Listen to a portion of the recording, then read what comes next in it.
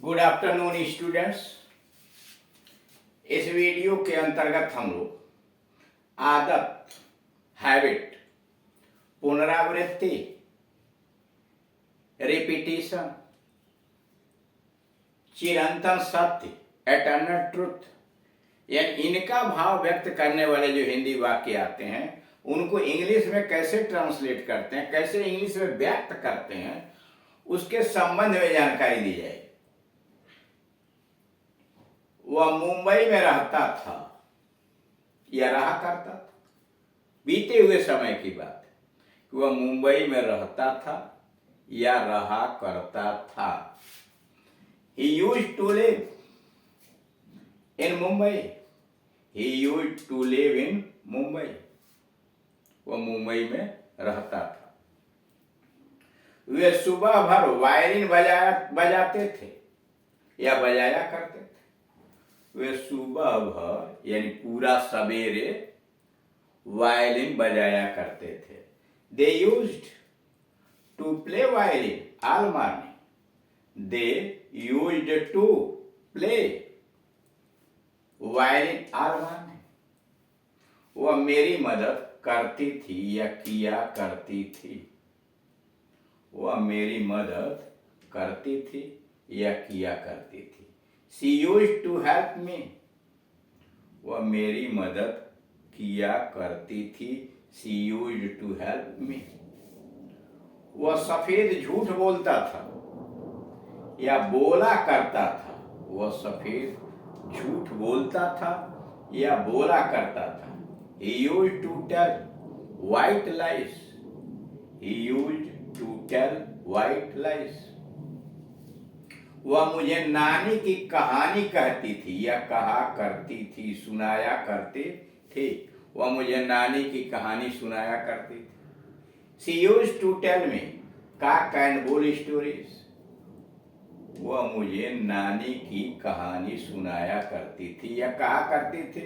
She used to tell me cock and bull story. cock and bull story यह एक मुहावरा है नानी की कहानी। छठवां, वे अपनी पूरी आमदनी पीने में लगाया करते थे। वे अपनी पूरी आमदनी, आमदनी मतलब कमाई, पीने में लगाया करते थे, यानी पीने में खर्च किया करते थे। ऐसे भी तो आप कह सकते हैं कि वह अपनी पूरी आमदनी पीने में खर्च किया करते थे। तो they used to drink their whole income. They used to drink their whole income. अब इन वाक्यों में आप यह देख रहे हैं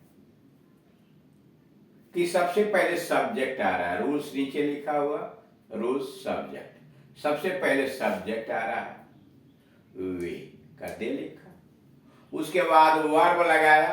वर्ब में यूज्ड टू, यूज्ड का प्रयोग करके और तब क्रिया में इन्फिनिटिव डाली जाती है, यूज्ड टू प्ले। उसके बाद यानी वर्ब लगाया, सब्जेक्ट के बाद वर्ब लगाया, इन्फिनिटिव लगाया और अदर वर्ड्स उसके बाद। तो अब यहां क्या है, दे सब्जेक्ट हो गया, यूज्ड वर्ब हो गया, टू प्ले इन्फिनिटिव हो गया। अब यह टू प्ले का ऑब्जेक्ट है यानी अदर वर्ड्स समझिए। वैसे ही पहले वाक्य में वह मुंबई में रहा करता था, थी हो गया सब्जेक्ट नियम के अनुसार, यूज्ड हो गया क्रिया, टू लिव हो गया इन्फिनिटिव, इन मुंबई अदर वर्ड्स यानी उसके बाद जो शब्द आए हुए। इसका अभी आपने देखा, जरा यहां देखिए, वह मेरी मदद किया करती थी। सी सब्जेक्ट हुआ, यूज्ड वर्ब हुआ और इन्फिनिटिव टू हेल्प और मी अदर वर्ड्स यानी ऑब्जेक्ट हुआ। वह सफेद झूठ बोला करता था। ही यूज्ड, ही हुआ सब्जेक्ट, यूज्ड हुआ वर्ब, टू टेल हुआ इन्फिनिटिव, वाइट लाई अदर वर्ड्स हुआ। वह नानी की कहानी, वह मुझे नानी की कहानी सुनाया करते थे। सी हुआ सब्जेक्ट, यूज्ड हुआ वर्ब और टू टेल इन्फिनिटिव, बाकी अदर वर्ड्स में चले जाएं। वे अपनी पूरी आमदनी पीने में लगाया करते थे। तो दे हुआ सब्जेक्ट, यूज्ड हुआ वर्ब, और ड्रिंक, टू ड्रिंक क्या है, वह इन्फिनिटिव है। टू ड्रिंक इन्फिनिटिव है। और देयर होल वर्क, जो बचा हुआ है वह है other words. Their whole work, whole income, other words. ऐसे वाक्यों से यह बोध होता है कि भूतकाल में कोई कार्य सदा या बराबर होता था। यानी इन वाक्यों से यह पता लगता है कि बीते हुए समय में कोई कार्य रेगुलर, नियमित रूप से बराबर होता था। रूल देखिए, सब्जेक्ट प्लस वर्ब इन्फिनिटिव और अदर। नोट नंबर 1, जब ऐसे वाक्यों में नहीं आते, यानी वाक्य निगेटिव होता है, जब ऐसा वाक्य निगेटिव होता है तब अनुवाद में नॉट का प्रयोग होता है। जब वाक्य निगेटिव हो, यानी नहीं आया हो हिंदी में, तो नहीं के लिए नॉट आता है। कहाँ नॉट का प्रयोग यूज्ड के बाद इस प्रकार होता है, यानी नॉट लगाते हैं लेकिन यूज्ड के बाद इस तरह लगाते हैं, used not plus infinity, used plus not plus infinity. वह बंबई में नहीं रहा करता था, वह बंबई में नहीं रहा करता था। He used not to live in Mumbai या Bombay. He used not to live in Bombay। वह शराब नहीं पिया करती थी, वह शराब नहीं पिया करती थी। She used not to drink, she used not to drink, वह शराब नहीं पिया करते थे। ऐसे वाक्यों का अनुवाद dead plus not plus use plus infinitive के द्वारा इस प्रकार भी कुछ लोग करते हैं। यानी ऐसे वाक्यों का अनुवाद करने का एक और तरीका है कि डेड लगाया जाए, यानी निगेटिव बनाया जाए तो डेड नॉट क्रिया का फर्स्ट फॉर्म और तब इन्फिनिटिव। जैसे I did not use to live in Mumbai, मैं मुंबई में नहीं रहा करता था। मान लीजिए हिंदी हो गई, मैं मुंबई में नहीं रहा करता था, तो I did not use to live in Bombay. वह शराब नहीं पिया करते थे, वह शराब नहीं पिया करते थे। She did not use to drink, she did not use to drink. परंतु डिड नॉट यूज का प्रयोग अच्छा नहीं माना जाता, परंतु डिड नॉट यूज का प्रयोग अच्छा नहीं माना जाता है। वह मेरे यहां कभी कभी आता था, वह मेरे यहां कभी कभी आता था, यह आया करता था। वह मेरे यहां कभी कभी आता था या आया करता था। He would often come to me, he would often come to me। दूसरा, वह बराबर सिनेमा जाते थे, वह बराबर सिनेमा जाती थी या जाया करती थी, वह बराबर सिनेमा जाया करती थी। She would frequently go to the picture, she would frequently go to the picture।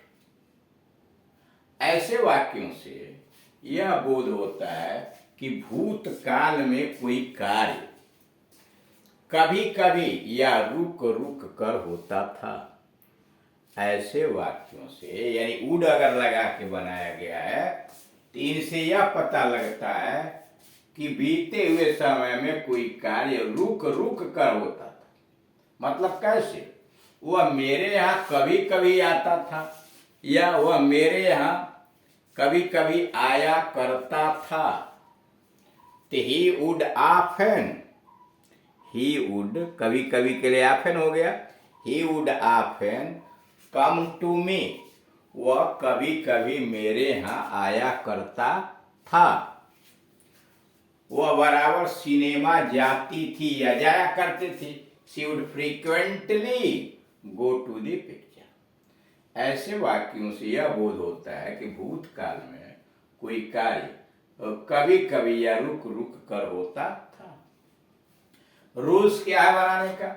सबसे पहले सब्जेक्ट रखिए, फिर वुड रखिए, फिर एडवर्ब ऑफ फ्रीक्वेंसी यानी वह क्रिया विशेषण जिसे कार्य के बार बार होने का एहसास होता है, एडवर्ब ऑफ फ्रीक्वेंसी, और तब इन्फिनिटिव विदाउट टू। यहां देख रहे हैं ना, फ्रीक्वेंसी के बाद वो लगा होगा infinitive without to. Note number 1, जब वाक्य से यह बोध होता है कि भूतकाल में कोई कार्य सदा हमेशा होता था। जब वाक्य से यह बोध होता है कि भूतकाल में कोई कार्य सदा या हमेशा होता था, अर्थात अस्थायी रूप से होता था, तब यूज्ड टू का प्रयोग होता है। यानी वाक्य से यह भाव निकलता है कि कोई कार्य भूतकाल में अस्थायी रूप से होता था, सदैव होता था, हमेशा होता था, तब यूज टू का प्रयोग करते हैं। पर जब यह बोध होता है कि कार्य कभी कभी होता था, तब वुड का प्रयोग करते हैं। ऐसे वाक्यों में नंबर 2, नोट नंबर 2, ऐसे वाक्यों में इन एडवर्ब ऑफ फ्रीक्वेंसी का प्रयोग होता है। यानी ऐसे वाक्यों का ट्रांसलेशन करने के लिए नीचे जो दिया गया है एडवर्ब ऑफ फ्रीक्वेंसी, उसका प्रयोग होता है। जैसे ऑफन प्राय, अकेजनली अवसर बस, अकेजनली अवसर बस, फ्रीक्वेंटली बार बार, रेगुलरली नियमित रूप से, समटाइम्स कभी कभी, एवरी वीक प्रत्येक हफ्ता, मंथ महीना, ईयर वर्ष प्रत्येक महीना, प्रत्येक वर्ष इत्यादि। यानी इस प्रकार से आप देख रहे हैं कि आदत प्रकट करने वाले वाक्यों का ट्रांसलेशन प्रेजेंट टेंस में हो, पास्ट टेंस में है, तो किस प्रकार से व्यक्त किया जाता है, यानी हिंदी से अंग्रेजी कैसे बनाया जाता है,